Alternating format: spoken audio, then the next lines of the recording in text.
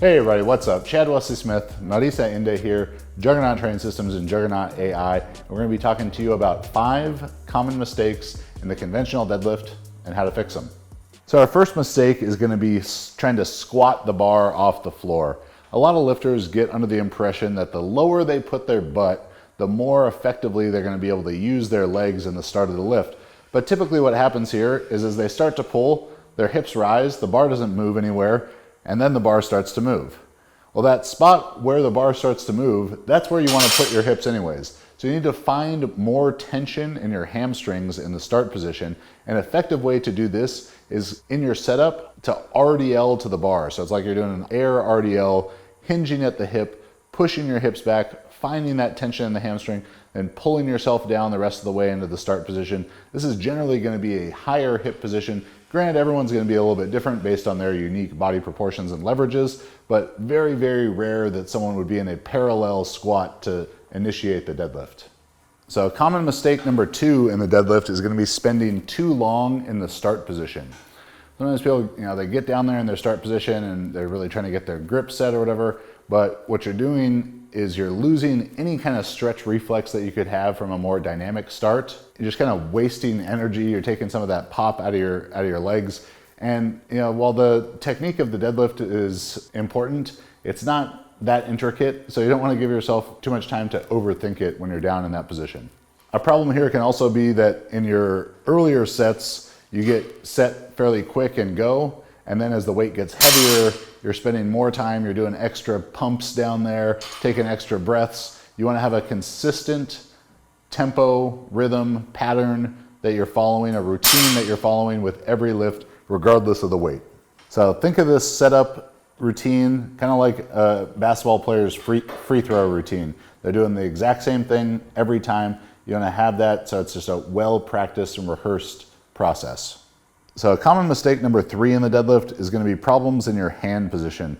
Commonly, hands too wide, and less common is hands too narrow. But the hands too wide, I think a lot of people, they see a deadlift video of Brian Shaw or something. They're like, wow, this guy's a great deadlifter and his hands are really wide. I'm going to put my hands and maybe feet really wide as well. But they're not taking into account that they're not 6'8", 450 pounds, and they don't need to be that wide.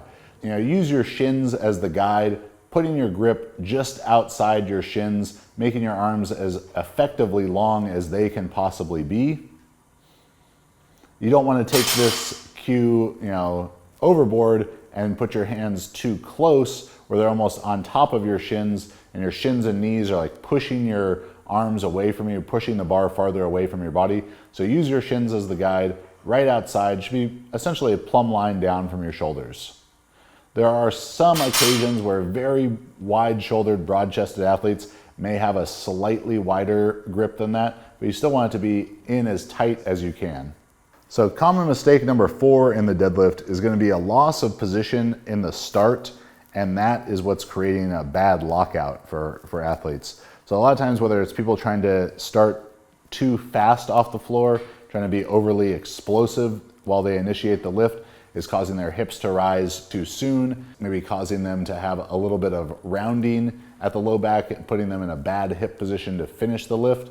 See this pretty commonly with like super heavyweight lifters where they look like they're really fast and the bar just stops maybe an inch or 2 short of lockout, like it's hit a wall. This problem could be solved from a number of things. If you're losing position, you might need to do a better job protecting the armpits, which is a cue we like to use to help engage the lats better for a stronger, rigid torso position.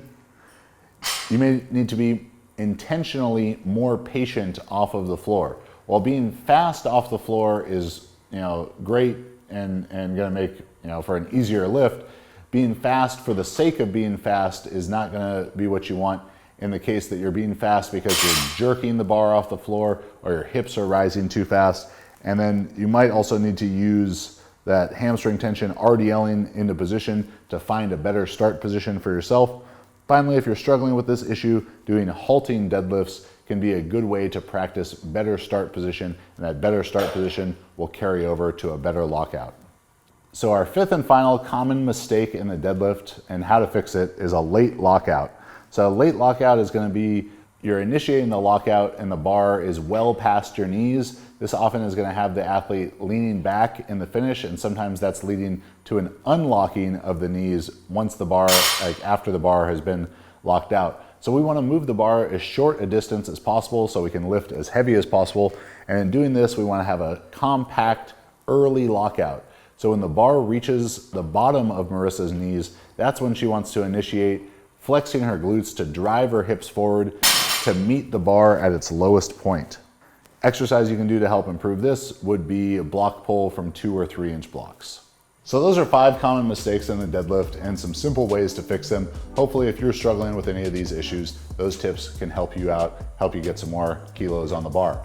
If you're interested in getting a totally customized program for you, you can check out juggernautai.app for a 2-week free trial of the 4.9 star rated Juggernaut AI app. Get totally customized training that grows and adapts with your feedback.